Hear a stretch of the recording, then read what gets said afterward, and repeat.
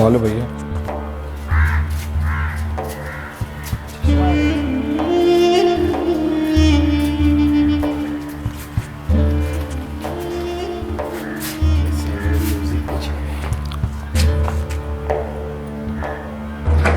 ये शजरा आप मुलाहजा करें।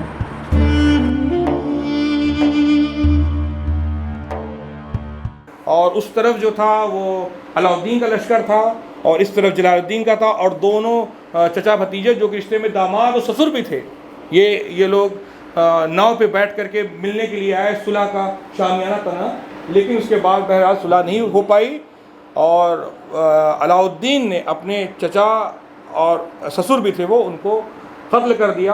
और 700 से 720 हिजरी के बीच का है ये, जो आप इसको क्लोजअप में जो आप देखेंगे शजरे को, तो इसमें 720 हिजरी का जिक्र है। और जिस वक्त वहाँ से ये लोग सब्जवार से आए हैं ख्वाजा साहब और इनका खानवादा, इनके चचा, उनके बेटे, ख्वाजा साहब के भाई ज़ैनुल-आबिदीन, सैयद मोहम्मद, सैयद अहमद, ये सब में जो हम सब भाई जो रिश्तेदारियाँ पढ़ती चली गई, जो शजरे में तमाम तर नाम दर्ज हैं, शाह बड़े तक सब साथ में आए हैं, उनको बड़े शाह कहा जाता था। और इसमें जो इमाम रज़ा की नस्ल से जो ये सिलसिला शुरू हुआ है, इमाम रज़ा की जो 8 औलादें मौजूद थी, उसमें से एक सैयद याकूब थे, उनकी नस्ल में से हम लोग पढ़े आगे, और होते होते होते 8वीं नस्ल या 11वीं नस्ल में जो शजरे में गिनना पड़ेगा दरअसल, तो उसमें फिर उनका नाम सैयद याकूब शाह आया और वो हुए इस्फहान के बादशाह हुए। वो इस्फहान के बादशाह दर्ज हैं तारीख़ में, आप देख सकते हैं इस चीज़ को, कि जो पर्शियन हिस्ट्री है, पर्शियन हिस्ट्री में वो दर्ज हैं इस्फहान के बादशाह, और उनकी जंग हुई उस वक्त में मंगोलों का बहुत ज़्यादा। जूम में नहीं करना, पूरा इमामबाड़े का ये आना चाहिए, जूम में वो मत करना, बाद में एक बार हल्का सा जूम करना, पूरा करो, पूरा वहाँ तक आना चाहिए, वहाँ तक आना चाहिए। जब मैं यहाँ तक आ रहा हूँ तो फिर वहाँ तक कहाँ आएगा।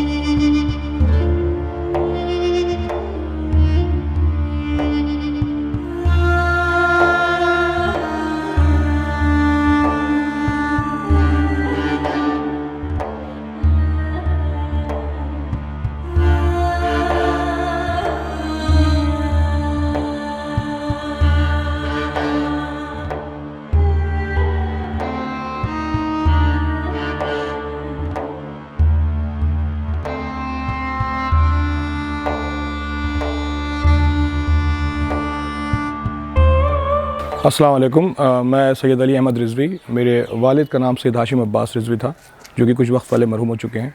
और आप जिस जगह पे खड़े हुए हैं ये इमाम बारगाह ख्वाजा कड़कियान है, जो कि मुतालिक है ये हज़रत सैयद अहमद शाह अब्दाल रहमतुल्लाह अलैह, जो कि ख्वाजा कड़क के नाम से माने जाते हैं। और ये तमाम इलाक़ा जो है ये उन्हीं के रिश्तेदारों से, उन्हीं के खानवादे से मंसूब है, और सब यहाँ पे काफ़ी साल से तकरीबन 780 साल कमोबेश ये तारीख़ दर्ज है कि यहाँ पे ये सब पैज़रीन हैं और मुकीम हैं। और बाकी इस इमामबाड़े को आप मुलाहिज़ा करें, इंशाअल्लाह की बात होंगी।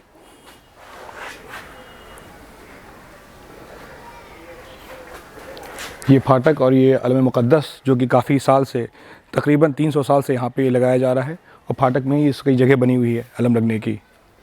और अभी इमाम चौक, ये इमाम बारगाह जब से ये बना हुआ है, तकरीबन तारीख़ जो दर्ज है वो 600 साल है कि उनके फ़ौत होने के बाद जो है उनके खानवादे ने इसको यहाँ पे तामीर किया। और कुछ जगह पे ये मंसूब भी है कि वो रहते भी इसी जगह पे थे, इसलिए उसको इमाम बारगाह तामीर कर दिया गया। और उसके बाद बुजुर्गान ने उसको संभाल के रखा, और उन्हीं के हाथ की तामीर करदा ये एक मस्जिद है, आप देख सकते हैं। इसको भी हम लोगों ने शक्ल को बदला नहीं है, जो जैसा है 600 साल से वो वैसा का वैसा ही है। और हम लोग कोशिश कर रहे हैं कि इस चीज़ को वैसे ही रखें, हम लोग लखौरी तक नहीं बदल रहे, समझ लीजिए यहाँ की। और तमाम खानवादा आस पास रहता है और सब खुशहाल है माशाल्लाह। آپ آئیں.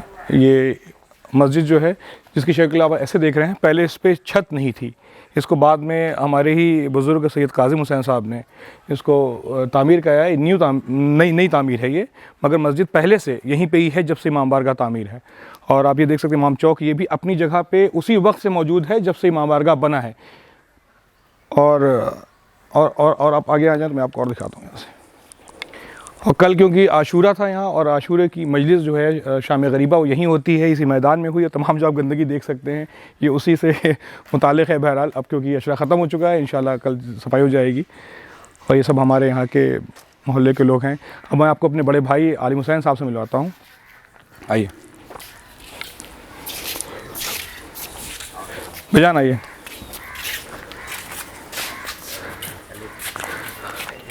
آپ کے خاندان کے اوپر ایک ڈاکیومنٹری بن رہی ہے، تو آپ کو کچھ نہ کچھ تو بتانا ہی پڑے گا جو میں نہیں بتا سکا ہوں گا. اپنے لیے نا ہاتھ میں لیے کہ جو ابھی ہمارے چھوٹے بھائی علی میاں نے جو کچھ بتایا قریب بالکل تقریباً صحیح ہے. وہ یہاں پر چونکہ رہتے ہیں، ہم لوگ زیادہ تر باہر رہتے ہیں، صرف عشرہ کرنے یہاں آتے ہیں. اور یہ امام بارگاہ کی ہے، اور ہم لوگ جو ہے اس پہ خواج کڑکیان کہلاتا ہے. اس میں لکھاوری اینٹ کا بنا ہوا، جب سے اس کے اوپر صرف کھپریل پڑا ہوا تھا جو کہ پوری طرح بوسیدہ ہو گیا تھا. اور یہ ڈبل اسٹوری بنا ہوا تھا، پہلے کھپریل پہ ڈبل اسٹوری بنا تھا. یہ بہت بڑی بات ہے. یہاں پر اس کو ہٹا کر کے ٹین شیٹ یہاں ڈال دیا گیا ہے. اور اس کی وہی لکھاوری، وہی طاق جو 700 سال پہلے تھے، اسی طرح کے چھوٹے چھوٹے ایک دیوار میں کئی 100 طاق بنے ہوئے ہیں. یہاں پر لائن سے کچھ تھوڑی سی نیو تعمیر ہوئی، باقی سب پرانا ویسا ہی ہے امام بارگاہ. اور اس کی تاریخ بہت پرانی ہے. جو خواجہ کڑک یہاں آئے اسی سے خواج کڑکیان کہلاتا ہے. الگ الگ موجود ہے. کسی میں ہے کہ گھر ان کا یہیں تک، کسی میں یہاں عبادت کرنے آیا کرتے تھے، اور الگ الگ وہ ہے. ان کا خانوادہ جہاں تک ہے جو زبانی انہوں نے اپنے بزرگوں سے سنا ہے اسی کے اوپر چل رہا ہے. اور ہم لوگ اس وقت یہاں پہ 15ویں پیڑھی ہیں، ان کی 15ویں پشت ہیں.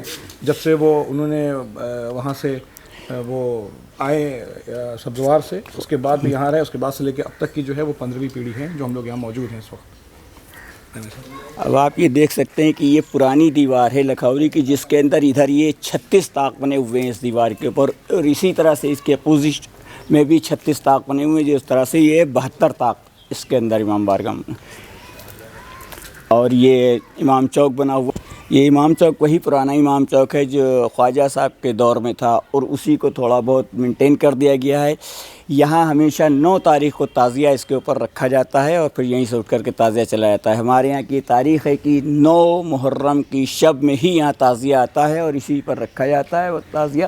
اور پھر یہ عاشور کو یہاں سے اٹھ جاتا ہے تعزیہ، کربلا چلا جاتا ہے. وہاں درگاہ پہنچ جاتا ہے جہاں خواجہ صاحب بھی دفن ہے اسی کربلا میں. اسی درگاہ میں یہ سارے تعزیہ جاتے ہیں. وہیں کربلا ہے، وہاں جا کر کے پھول دفن ہو جاتے ہیں. خواجہ صاحب وہیں آرام فرما رہے ہیں. اور ایک بہت بڑی درگاہ بنی ہوئی ہے ان کی. وہاں سینکڑوں کیا ہزاروں کی تعداد میں مزاریں ہیں. تمام چاروں طرف پورا قبرستان ہے. اور ان کا پہلی، دوسری، تیسری تاریخ کو ان کا عرس ہوتا ہے. رجب کی پہلی، دوسری، تیسری سے عرس ہوتا ہے. تیسری کو ان کا عرس ہوتا ہے. یہیں سے ہندوستان میں عرس کی شروعات ہوتی ہے. پھر اس کے بعد یہاں سے خواجہ اجمیری کا عرس ہوتا ہے. وہ ہوتا ہے جو آپس میں ریلیشن ہے، رشتہ دار ہیں خواجہ کے. سہروردی سلسلے سے جو ہے آپ کا شجرہ ملتا ہے. ان کا پورا شجرہ یہاں موجود ہے ہم لوگ کے پاس، جو کہ بہت خستہ حالت میں ہے. ٹکڑے ٹکڑے اس کے ہو گئے ہیں. وہ قریب 700-800 سال پرانا لکھا ہوا وہ نسخہ موجود ہے. اس کو کھولنے میں بڑی زحمت ہوتی ہے. جہاں سے کھولا جاتا ہے وہیں سے ٹوٹ جاتا ہے. اس کا کہیں ایک فوٹو آپ کو اس میں دکھائیں گے انشاءاللہ آگے، جو ابھی اس وقت موجود ہے. یہ بہت ہی ضروری پہلو ہے اپنے بزرگ، اپنے بھائی کو یاد کرنے کا، کہ یہ جو باب تعمیر ہوا تھا ہمارے بڑے بھائی اور آپ کے چھوٹے بھائی خادم حسین صاحب جو کہ فوت ہو گئے کچھ وقت پہلے، ان کی یاد میں یہ باب تعمیر کرایا گیا تھا. اور اس کی یہاں پہ تاریخ بھی جو ہے وہ درج ہے. اس کو آپ کلوز کر سکتے ہیں. جو کہ نوحہ خان تھے، اور میرے والد جو ہیں وہ صاحب بیعت تھے انجمن حسینیہ کے. اور عالم جان ان کے والد جو تھے وہ سیکریٹری تھے، تقریباً 44 برس سیکریٹری رہے انجمن حسینیہ کے. اور صدر بغل میں ایک امام بارگاہ ہیں، اس کے بزرگ تھے، اور مطلب اس طرح سے کہنے سے مطلب یہ ہے کہ اس انجمن کو ہینڈل کرنے میں اس خاندان کا بہت بڑا ہاتھ تھا. میں بھی اسی میں سے ناظم وابستہ رہا ہوں کافی وقت تک، ابھی بھی ہوں. بہرحال چلیں گے گھر کی طرف. شجرہ میں آپ کو دکھانا چاہتا ہوں، اگر آپ چلیں تو میں آپ کو شجرہ دکھا دیتا ہوں خاص کر کے آن کا.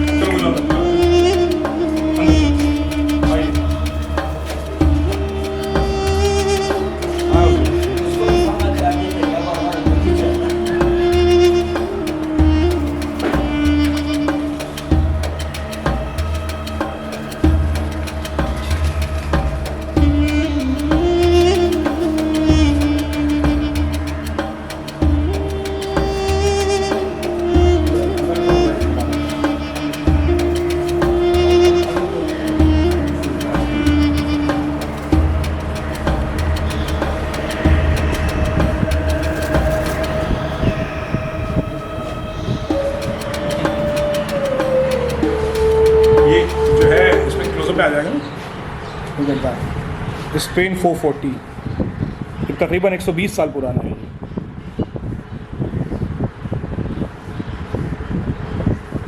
اور یہ جو ہے یہ 12 سنگے کی سینگ ہے. یہ خاص کر کے محرم میں نکالا جاتا ہے، کیونکہ کل 10 محرم تھا اس لیے نکلا ہوا ہے. کل کے بعد پھر اندر چلا جائے گا. چلیں گے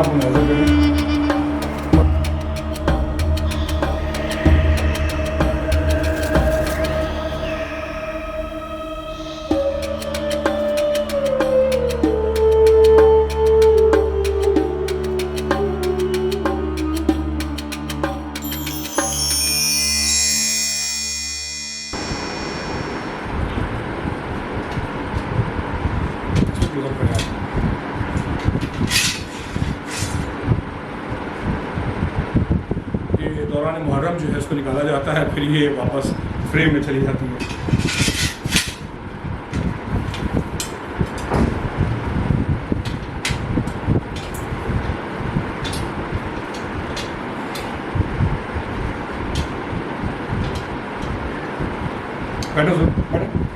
کہ میں سید عالم حسین رضوی ولد سید کاظم حسین رضوی، اور یہ ہمارے چچا زاد بھائی اور یہ دوسرے چچا زاد بھائی، یہ سب کا رشتہ جا کر کے آگے شاہ بڑے سے ملتا ہے، جو کہ ایک ہی خانوادے کے ہم لوگ ہیں، الگ الگ باپ کے اولاد ہیں، لیکن شجرہ ایک ہی جگہ جا کر کے ملتا ہے۔ اور ہم لوگ یہاں اس وقت محرم میں آئے ہوئے ہیں، یہ ہمارے بھائی کا گھر ہے جس میں ہم آ کر کے بیٹھے ہوئے ہیں، اور یہ یہاں پر چونکہ رہ رہے ہیں، ہم لوگ باہر رہتے ہیں، پردیس سے آئے، ایک طرح سے پردیسی ہے، مگر پورے استقبال میں یہ ہمارے علی بھائی کا سارا نام رہتا ہے۔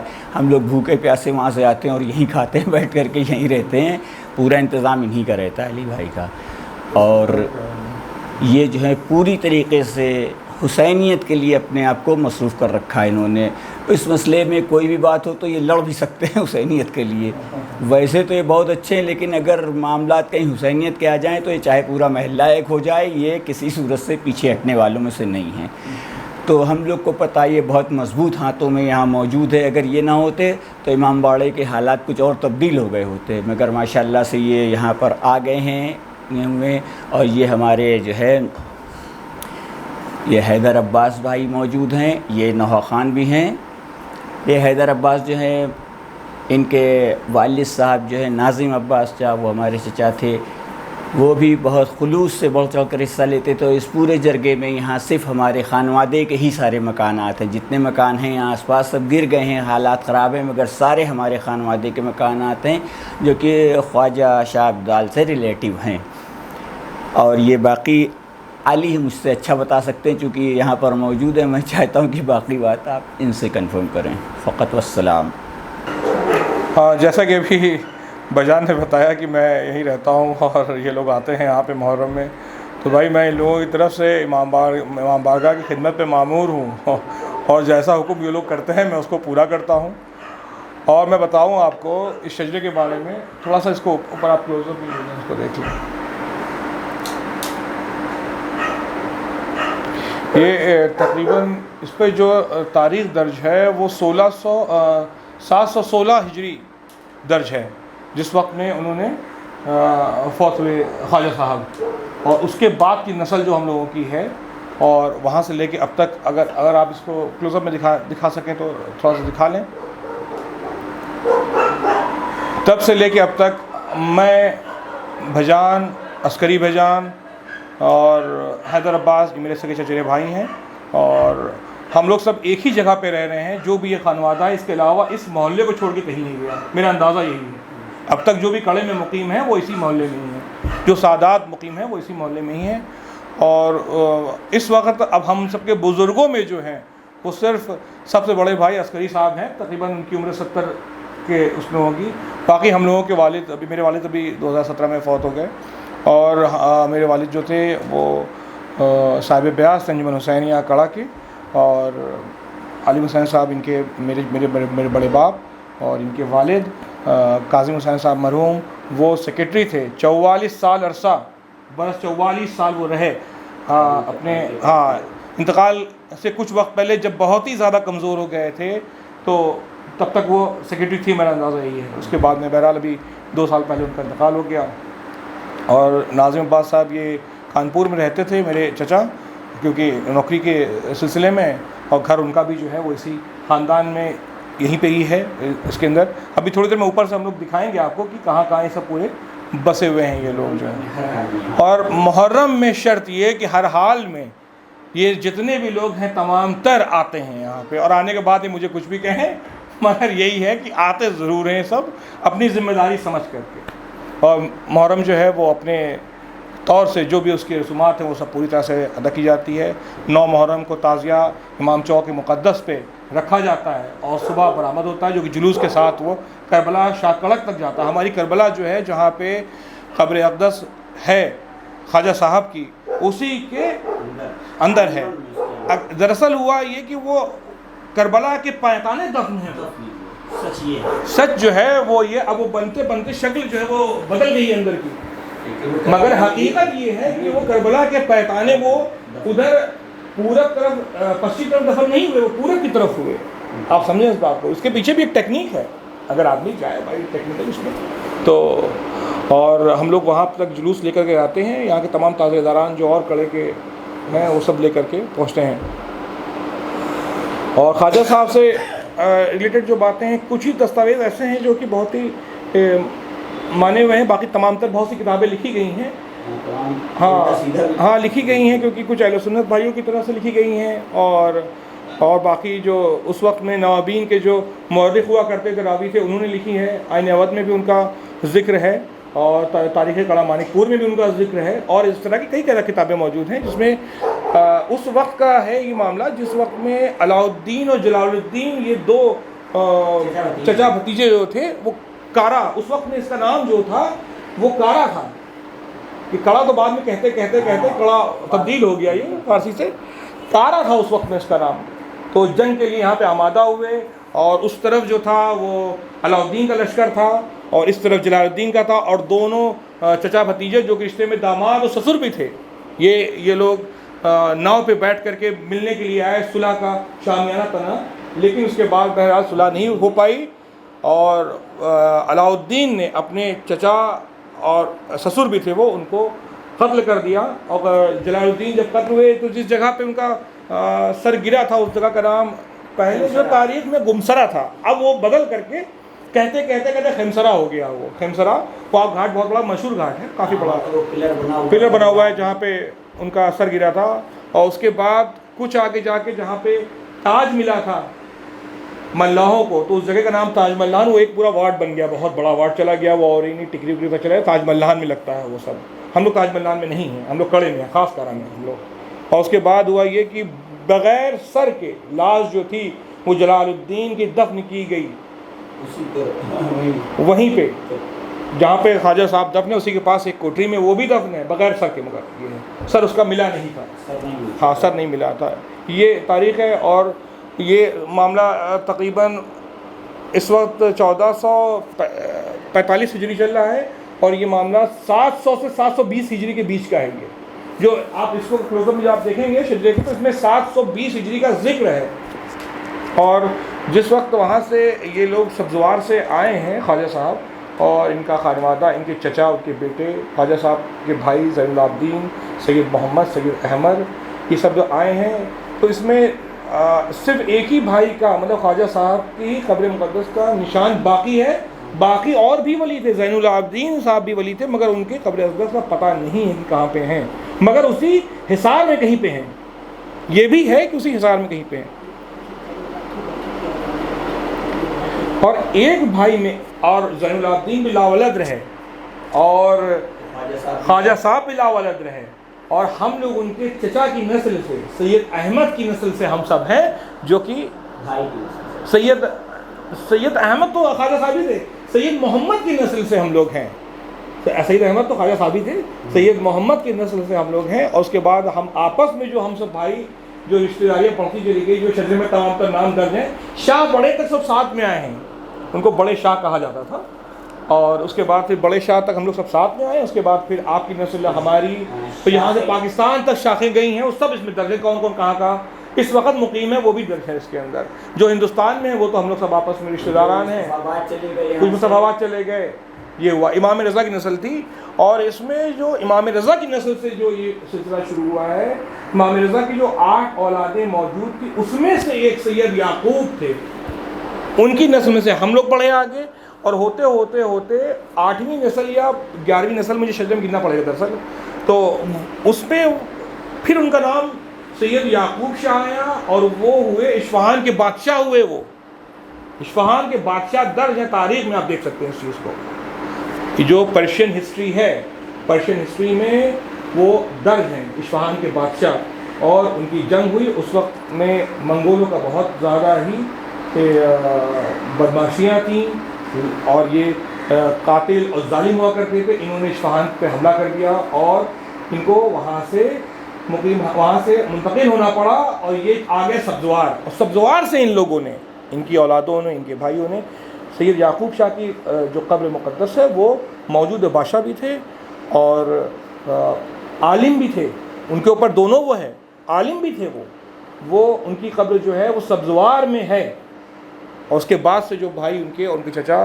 تبلیغ کے لیے انہوں نے پھر بادشاہت کو اور حکومت کو چھوڑ دیا، اور چھوڑنے کے بعد میں وہ آئے تو جس کی نسلوں میں سے ہم لوگ تاجر بن کے یہاں آئے، اور آنے کے بعد میں ہندوستان میں کئی جگہ ہوتے ہوئے اور خود جو خواجہ صاحب تھے وہ آئے، وہ اسی بیابان میں، اس وقت میں بیابان تھا یہ، اور یہاں وہ رہے۔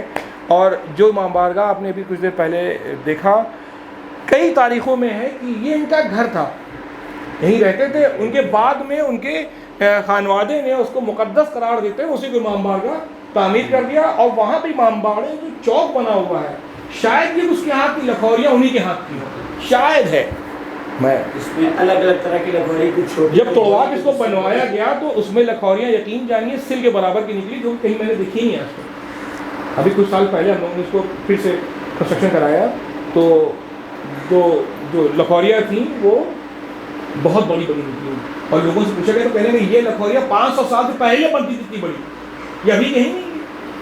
تو یہ ہے سب معاملہ، اور اس کے علاوہ خاندان سے ریلیٹڈ یہی بات کہیں گے کہ ہم سب لوگ یہیں آس پاس رہتے ہیں، محرم میں جمع ہوتے ہیں، سب ان کی دعاؤں سے خوشحال ہیں، اور رجب کے پہلے 3 دن جو گزرتے ہیں وہ ہم لوگ ان کو عرس کے نام پہ جانا جاتا ہے۔ پہلا عرس بھی انہی کا ہی تھا، اس ہندوستان کے اندر پہلا عرس انہی کا منایا گیا، اور یہ رہا کہ عرس میں پہلے دن جو ہے 3 الگ الگ رسمیں ہیں، پہلے دوسرے تیسرے۔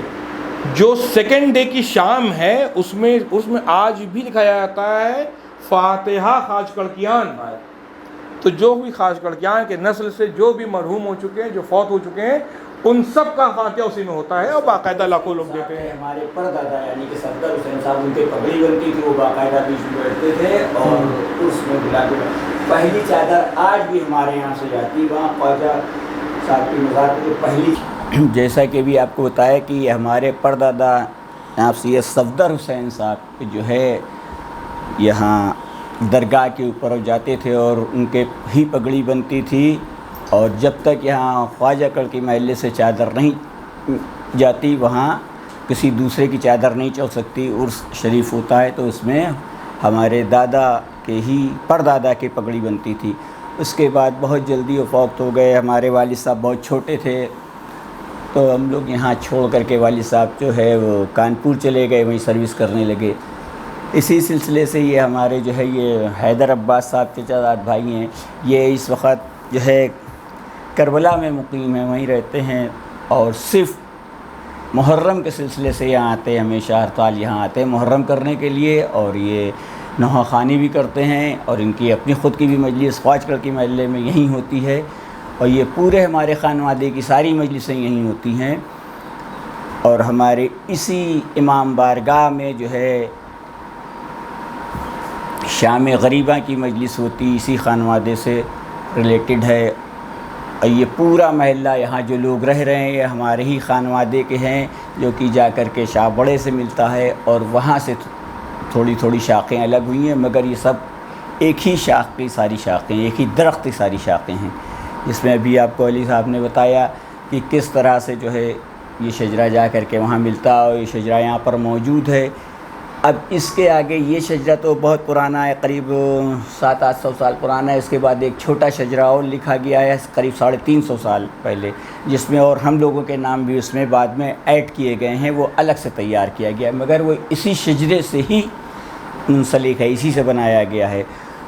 اور یہاں جب سے ہم لوگ پیدا ہوئے ہیں محرم کرنے یہیں آتے ہیں، باقی کہیں رہیں کچھ کریں، لیکن محرم اپنے گھر کا ہی کرتے ہیں، اور اپنے امام باڑے کو انہی لکھوریوں کے ساتھ، انہی کے ساتھ جیسا امام باڑہ پرانا تھا اسی طرح رکھا ہے، سجا رکھا ہے۔ پہلے لکھوری کا اس کے اوپر جو ہے وہ کھپریل پڑا ہوا تھا، جس کو کہتے ہیں کہ ڈبل اسٹوری کھپریل تھا، یہ آج تک ہم لوگوں نے کہیں نہیں دیکھا ہے، اس کو بھی نہیں دیکھا، لیکن ہمارے بزرگاروں نے بتایا کہ ڈبل اسٹوری تھا۔ اب وہ سب چور ہو گئے، سارے کھپریل خراب ہو گئے، اس کے اوپر ٹین شیٹ ڈلوا دی گئی تاکہ یہ پتہ چلے کہ اس حالت میں تھا امام باڑہ، اب اس کی نو تعمیر نہیں کرائی گئی ہے۔ اس کے اندر جو بھی دیوار گرتی، تمام دیواریں گر گئیں سائڈ میں، تو اس میں الگ الگ طرح کی جو ہے لکھاوری، جس کو ککیاں اینٹ بھی کہتے ہیں، کوئی چھوٹے سائز کی نکلتی، کوئی اس سے بڑے سائز، کچھ اس سے بڑے سائز، جیسا کہ بتایا ابھی امام چوک کو جو ہے اس کو رینیو کروایا گیا، تو اس کے اندر سل کے برابر تک کی جو ہے 5-5 کلو کی لکھاوری نکلی، تو لوگ گھبرا گئے کہ اتنی بڑی لکھاوری کہاں سے نکل کے آئی. وہ پتہ چلا قریب 500 سال پہلے ایسی اینٹ بنتی تھی جو لکھاوری کہلاتی ہے. یہ ابھی آصف صاحب آئے ہیں، یہ امام باڑے میں تھے، یہ فوراً آئے ہیں، اور اب ان سے آپ سنیں باقی خواجہ صاحب کے بارے میں.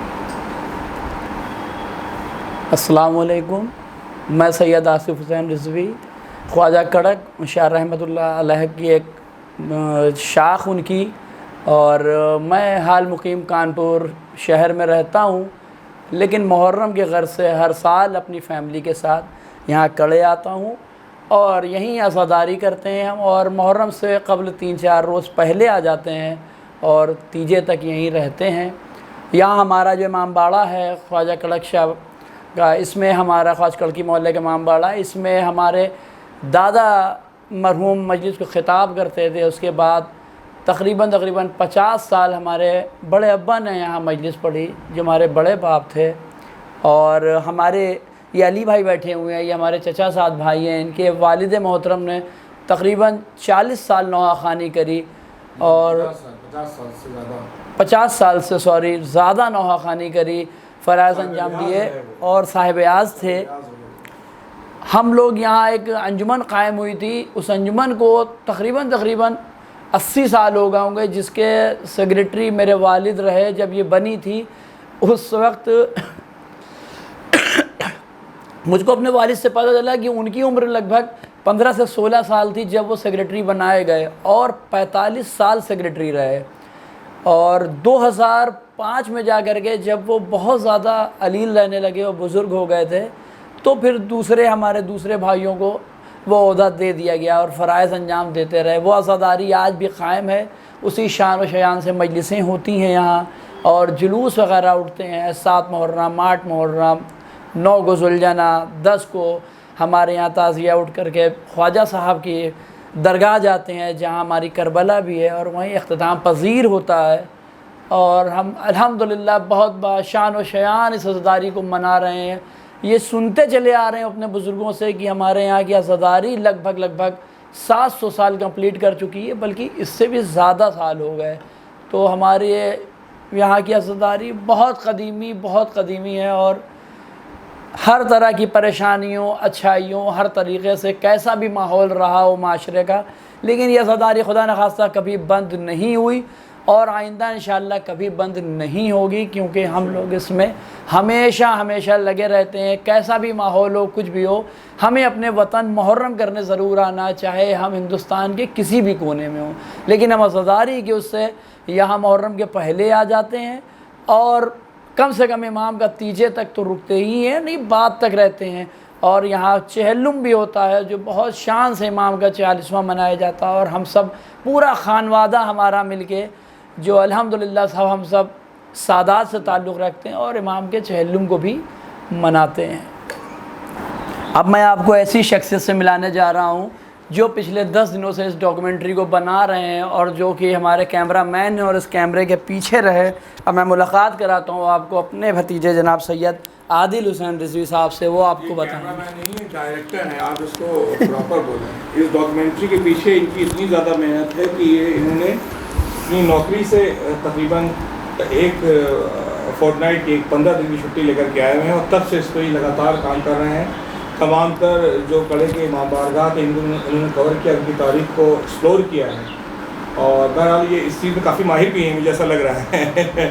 اور یہ کافی وقت سے جو ہے یہ باہر اپنی نوکری کو انجام دے رہے تھے، اور یہ افریقہ میں تھے، ساؤتھ افریقہ، اور اب واپس آ گئے ہیں. اور اب ہم لوگوں نے دھیمے کر کے ان کے ہاتھ پہ بیعت کر لیا. اب یہی ذمہ دار ہیں ہمارے امام باڑہ کے، کہ جیسے چاہ رہے ویسا ہو رہا ہے.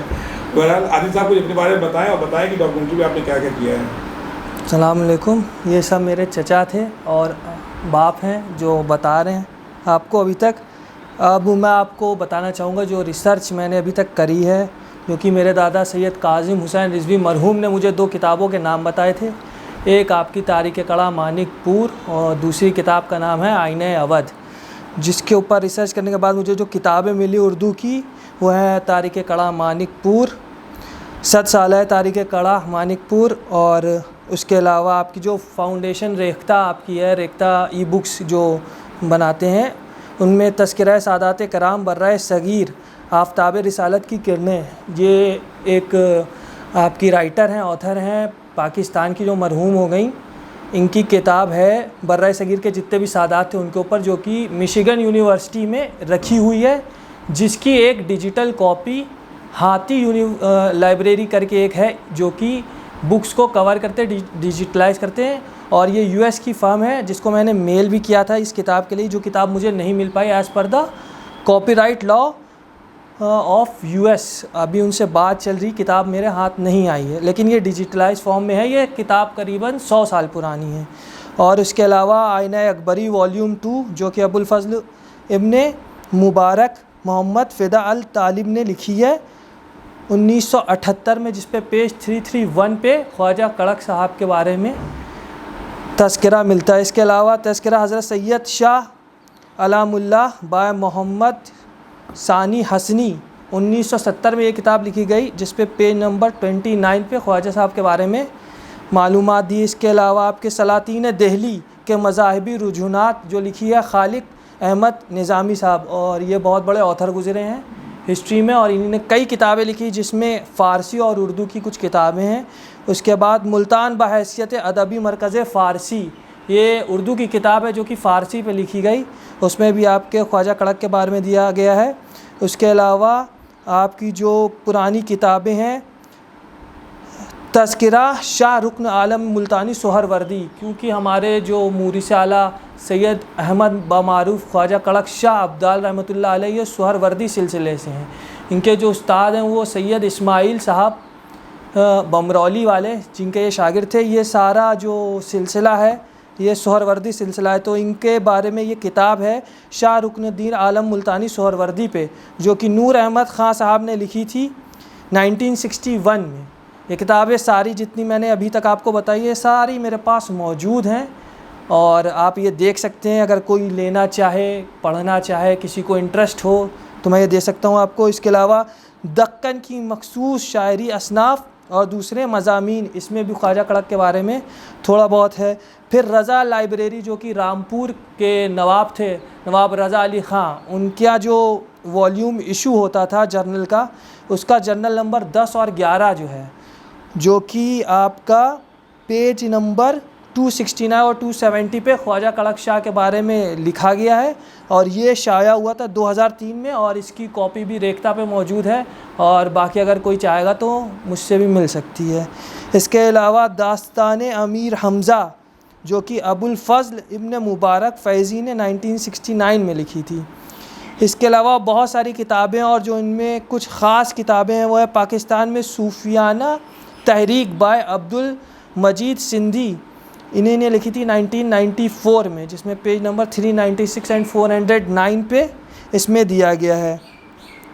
اور ایسے ہی کافی ساری کتابیں ہیں جو کہ فارسی کی 2 کتابیں میرے پاس موجود ہیں. اس میں ہے مفاتیح التواریخ جو کہ فارسی میں ہے, جس میں خواجہ کڑک شاہ اور پورے نوابین اودھ اور پورے اودھ کے جتنے نوابین ہیں سب کی تاریخ اور تاج پوشی اور جتنے بھی بڑے صوفیہ گزرے ہیں ان کی تاریخ درج ہے. یہ میرے پاس کتاب موجود ہے ابھی. اس کے علاوہ جو انگلش کی کتابیں لکھی گئیں, جس میں کہ جو سب سے بڑی کتاب ہے الہ آباد گزیٹیئر آف الہ آباد, جو کہ والیوم 23 ہے, district of the United Provinces of Agra and Oudh by HR Nevill. اس کتاب کو 1911 میں لکھا گیا تھا, جو میرے پاس موجود ہے, جس میں خواجہ کڑک کے بارے میں اچھے سے تفصیلی گفتگو کری گئی ہے. اس کے علاوہ اور دیگر کتابیں, ایک کم و پیش 100 سے زیادہ کتابیں ہیں جو کہ ہمارے پاس موجود ہیں, جس میں خواجہ کڑک کے بارے میں اور کڑک کے بارے میں موجود ہے. اس کے علاوہ جو آپ کی تاریخ قلعہ مانک پور میں واقعہ ملتا ہے خواجہ کڑک کا دور آپ کو جا کے ملتا ہے علاء الدین خلجی سے. तारीख़ कड़ा मानिकपुर में जहाँ ज़िक्र ख्वाजा कड़क साहब मौजूद है, वहाँ पर उन्होंने ये लिखा है कि जब जलालुद्दीन खिलजी ने अलाउद्दीन खिलजी से मुलाकात का इरादा किया तो अलाउद्दीन खिलजी घबरा के ख्वाजा साहब के पास पहुँचा, तो ख्वाजा साहब ने उस वक्त ये शेर पढ़ा। ये शेर फ़ारसी का है कि हर के बर आयत बरसरे जंग, तन दर कश्ती सर दरे गंग। जिसके बाद अलाउद्दीन खिलजी ने जलालुद्दीन खिलजी से मुलाकात की, जहाँ पे जलालुद्दीन खिलजी अलाउद्दीन खिलजी को कत्ल करना चाह रहा था, लेकिन वो ख़ुद कत्ल हो गया और उसका सर जो था वो उस दरिया में गिर गया और तन उसका कश्ती में रह गया। इसके बाद एक मर्तबा उसने ख्वाजा से ये ख्वाहिश ज़ाहिर की कि मैं आपको दिल्ली बुलाना चाहता हूँ कड़ा छोड़ के। ये कड़ा लफ्ज़ बाद में उर्दू में आया, ये पहले कड़ा था क्योंकि फ़ारसी में ड़े नहीं होता।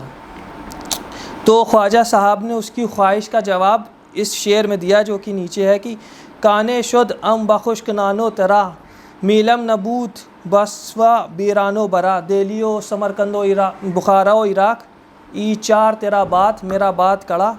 जिसकी तफसीर ये होती कि मैं रोटी पानी छोड़ चुका हूँ, अब मेरा इस सब पे कोई रोटी पानी से कोई लेना देना नहीं। मीलम नबूत विश्व बेरानो बरा, मुझे यहीं के ये बयाबान पसंद है, मैं यहीं रहना चाहता हूँ। और उस वक्त जो है अलाउद्दीन खिलजी की सल्तनत में समरकंद बुखारा और इराक नहीं आते थे। ये शेर सुनने के बाद जब ख्वाजा कड़क ने उसको ये शेर बोला, उसके बाद उसने समरकंद पे हमला किया, समरकंद और बुखारा और इराक को जीत कर अपनी सल्तनत में मिला लिया। और आखिरी जो लाइन है इसकी, चार तेरा बात मेरा बात कड़ा, वो इस तरफ इशारा देती है कि तुझे समरकंद और बुखारा और इराक मुबारक हो, मेरे लिए कड़ा ही सब कुछ है, मुझको यही मुबारक हो। तो ये उस मुनासबत से शेर है जो कि तारीख़ कड़ा मानिकपुर मेरे पास मौजूद है। अगर कोई हज़रत चाहेंगे तो वो मुझसे ले सकते हैं। फ़कत व सलाम। बंद कर दो। अब बताइए क्या करें, ऊपर चलते हैं।